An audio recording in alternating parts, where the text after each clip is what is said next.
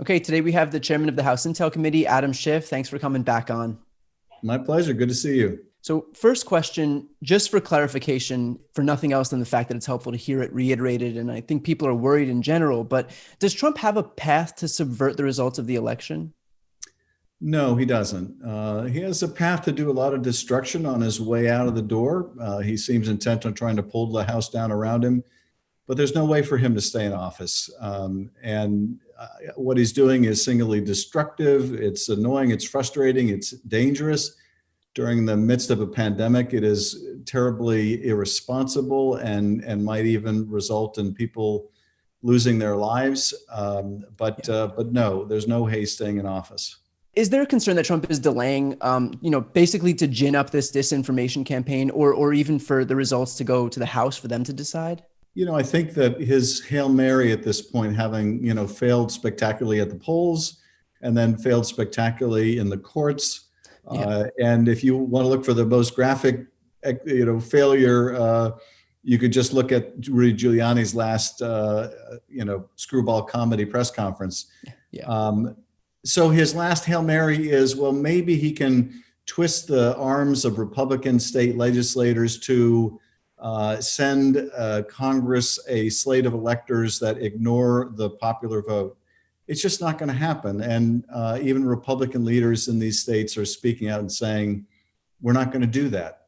So I think he's just, to whatever degree he has a reputation left, destroying it even further, trying to, enlist people like Lindsey Graham to weigh in with the Secretary of State in Georgia, merely prompted the Secretary of State from Georgia to push back and say, what you're trying to do is unethical, if not illegal, in so many words. And so it's not going to work, but it is, I think, merely causing questions in the minds of voters that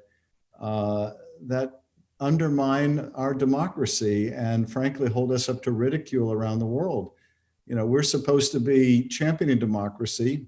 Right. When we see other countries where a autocratic kind of ruler is refusing to accept the results of an election, we deplore it, we condemn it, we withhold funding from a country that would do that. And now our own president is trying to do the same thing. Yeah, I mean, if we had seen this happen anywhere else in the world, this is the kind of thing that the United States would sanction another country for. And now it's happening right here. And you have the party of supposed patriots that are completely silent, save for 2 or 3 Republicans. That's exactly right. You would imagine that in these circumstances, all the Republicans in Congress would be speaking out and saying, no, that's not how our democracy works. And the election's over. We accept the results. We move on. That's been the hallmark of our democracy. Is Mitch McConnell saying that, or Kevin McCarthy, or any of them? And the answer is no. I mean, they're going along with this anti-democratic charade, this dangerous charade. Mitt Romney has been the only one, I think, that's had the guts to speak out. Ben Sass rebuked him as well. But yeah, it's, hardly a representative sample, Yeah, no, that's true. With this disinformation campaign from Trump, it seems that Democrats in general seem to be relatively quiet, which personally I've found frustrating at times. Do you think that the lack of pushback emboldens those on the right to basically continue ramping up these election fraud claims, since they pretty much have a clear runway to do so? Well, I think many of us in Congress are speaking out. You do see Republicans outside the government speak out. I think that the president-elect has done a good job walking the fine line of staying above the fray, not allowing the outgoing president to make it an even greater food fight. And at the same time, underscoring the need for the new team to be briefed, to get up to speed on the pandemic, on other national security threats, to be prepared to hit the ground running, and that this continued obstinance is just grossly irresponsible. Donald Trump has made the pandemic bad enough as it is. This colossal loss of life wasn't inevitable. He made it inevitable, but he's making it even worse now. And so I think the vice president, the president-elect, has maintained the right posture. He may have to get more aggressive depending on how long Donald Trump intends to string this out. At what point does what Trump is doing by calling Michigan's Republican Speaker of the House and Majority Leader to the White House, by calling up the Wayne County Board of Canvassers member, to have a chat with her. At what point are these efforts to influence people to basically circumvent the law to entrench his own grip on power criminal? Because it would seem like actively trying to subvert the results of an election are up there. Yeah, I don't know, whether this transgresses a particular statute. I haven't really looked at that issue. But there's no doubt that what he's doing is deeply destructive of our democracy and I think a violation of his oath of office. But, this is who he is. It's, we can't claim surprise at this point. 10 months ago, we were talking about exactly this flaw in his character at the impeachment trial. Yeah. And warning of the damage that he would go on to do if he was left in office, knowing who he is, knowing his lack of morality, knowing how he abuses his power in an unconstitutional fashion. So it's not as if this is a surprise, but nonetheless, it continues to do grave harm. There have been murmurs about whether or not the Biden administration would want to pursue investigations, but regardless of what they want to do in the executive branch, would investigations into corrupt administration officials, people like Louis DeJoy, people like Emily Murphy, head of the General Services Administration, would those occur totally independent of the executive branch? Like, would it be Congress's job to bring those forward in the next Congress if that's something that's chosen to be pursued? There's certainly an independent jurisdiction and responsibility in Congress.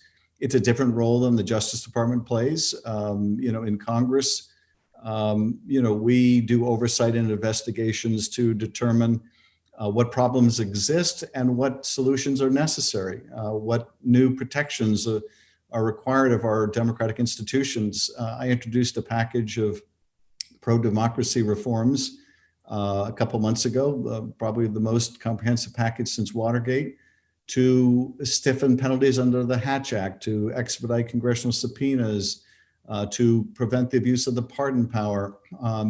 These are the kind of remedies that come from the oversight that's done by Congress into problems. And so it is entirely possible that freed from the threat of retaliation when Trump leaves office, that career public servants are willing to speak out about abuses they saw during the course of the administration. And I don't think Congress can ignore that, particularly where action is necessary to correct abuses that have taken place or to prevent them from recurring. We will have to balance the need for accountability and oversight with the desire to move forward, not to be constantly looking backward. I don't know that you can draw a bright line. That will be a discretionary call. And it will be a discretionary call both the administration will need to make and the Congress will need to make. What would you say to those who say that investigations are only going to beget more investigations and that if you want to unify the government, you have to turn the page? How do you reconcile that with the fact that, if people who act corruptly aren't held to account, then what's to stop it from getting worse the next time? I don't think there's a bright line here. I think we'll need to balance the importance of oversight and investigation, depending on the severity of the allegations, with the need to move on. And it won't be a simple answer in each case. It will, I think, require the weighing of the different considerations and factors. I do worry about any future administration getting the message that it can commit whatever offenses it wants, and it will always get a pass from the incoming administration. And likewise, get a pass from the next Congress. At the same time, there is a need to heal, to bring the country together. That is a very important priority, not just for the president-elect, but for the Congress as well. And so I think we'll have to take it on a case-by-case basis. I guess a part of that too will be seeing how the Republican members of Congress react immediately to a Biden administration. I mean, a lot of it's going to be determined on whether it's just another 4 years of obstructionism. If that's, the first thing that we heard from Mitch McConnell when he came in was our goal is to make, our goal in the Senate is to make Barack Obama a one-term president. And so it was just obstructionism from the beginning. So I think, that's also going to play a role if we, that will kind of determine their appetite to move forward as well. Yes, I mean, the most that we can do is operate in good faith, and try to work across the aisle to get things done for the American people. We can't control whether they reciprocate. And, I do think we make the effort. And, I think Barack Obama, in talking about his recent memoir, has made this point too. You make an effort, you don't be Pollyannish about it. You see if it's reciprocated. If not, you press on. And yes, the climate and whether we can come together and heal will also be determined by the other side of the aisle. They get a vote in that too. So you're right, that will have an influence as well. So I know it's too early for an autopsy because they're still counting votes right now, but looking back to the election, there's concern that Democrats possibly focus too much on the ACA, for example, while in Florida, the issue of a $15 minimum wage passed 13 points ahead of Joe Biden. So there are issues like this that are popular, like raising the minimum wage, like legalizing marijuana, including passing in the liberal bastions of Montana and South Dakota. Do you think we should be focusing on these issues that have a more populist appeal than an issue that might be less immediately gratifying than protecting the ACA? I think the analysis is still underway because, as you say, the votes are still being counted. But one thing I think is already clear, and that is this was a referendum on Donald Trump, and the country is very polarized. He made that essentially the heart of his campaign strategy. He never really tried to reach out beyond his narrow base. And his idea was so inflame partisan tensions that everybody has to go to their corner. And in that kind of an environment, people were not really eager to split tickets. And those that were able to survive, who, Democrats in the Trump district, were able to survive because they made a compelling case why voters should split their ticket. Others who were candidates, and we had some phenomenal candidates for House and Senate, didn't succeed because they didn't have the opportunity through their work on the job to demonstrate why voters should split their ticket if given the opportunity. And so I think that probably explains in the most significant part what took place. I do think that the paramount challenge facing the country, and this gets to the heart of your question, is the economy is not working for millions and millions of Americans. As a result of hugely disruptive forces in the economy with globalization and automation, millions have lost their jobs through no fault of their own. Millions in the middle class are worried about dropping out. Millions among working families are worried they'll never get into the middle class. Those are the issues that we have to address as a party. And I think there are a lot of good and frankly, very popular and very populist solutions to that, like raising the minimum wage. Now, raising the minimum wage is just one piece of it, but you point out that's enduring popularity. And so I think we need to focus on solutions that leave no community behind, leave no family behind, that make sure the economy is working everywhere and for every family. And if we champion those issues, then I think we can not only win big, but we can once again convince families all across the country, whether they're in red or blue states heretofore, that the Democrats are the party of working people, that we're the party of those that are struggling to succeed. And we always have been, but not all working families understand that. A lot of that hinges on our ability to win these runoff races in Georgia. So what would Congress's top priorities be if we are able to take back the Senate, if we have unified control of government? I think almost regardless of the configuration, and obviously I'm working very hard and hope and pray that we are successful in Georgia, but under any configuration, the top national priority is going to have to be ending this pandemic.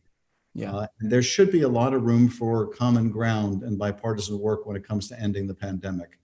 We want to make sure that the administration has the resources to ramp up testing so that anyone can get test results within 24 hours, that we have the tracing capacity, that we have the protective gear necessary to protect people on the front lines. And we need to get relief out to families ASAP. Now, I hope that gets done in the lame duck session. There are lots of businesses that won't be around in January to await the outcome of the race in Georgia or the new administration if they don't get help now. And there are millions of families whose unemployment has already run out. Are you suggesting that the $1,200 check that was sent in March wasn't enough to cut it? I'm afraid not. But you know something? Some of those stimulus checks and unemployment compensation, other benefits, they lifted families out of poverty. And now those families are falling back into poverty as that support dries up. So, you know, this pandemic actually has taught us some pretty important lessons, even if they were obvious ones, about what it takes to address poverty in this country. It's not rocket science. And so, I think our highest priority, emergency priority, is pandemic and economic help for families. If we don't get that done before Georgia, but we are successful in Georgia, obviously it will enable us to provide that much more support for families. My big fear is that not just that we don't get something done, but that what we get done is just not enough. It's too small for the magnitude of the economic devastation out there. So most importantly, to wrap this up, I'm wondering, what do you think Joe Biden's nickname is going to be for you? Oh, God. You know, that is a very important question because I'll tell you something. I'll tell you how much credit I take for Joe Biden's win. During the last 2 weeks of the presidential campaign, when the candidates' times are at a premium, this is the time to make your closing argument to voters. Every word, every phrase, every minute, every hour is precious. Well, Donald Trump was out talking about Adam Schiff, the watermelon head. And so, you know, to the degree I forced him off message, I take full credit for Joe Biden's success. Although I don't necessarily think that that's off message. I think after 4 years of Donald Trump, that's pretty much his message is that exact. But, you know, I went from pencil neck to watermelon head, and I got to tell you, a watermelon head on a pencil neck, that's a very difficult balancing act for me. But in terms of the new administration, I would be delighted if my nickname was just Adam. Yeah. Something tells me that we'll probably be able to accomplish that. Something tells me, I don't know what it is, but I feel good about that one. So, Congressman, thank you so much for taking the time. I really appreciate it. My pleasure. Good to be with you.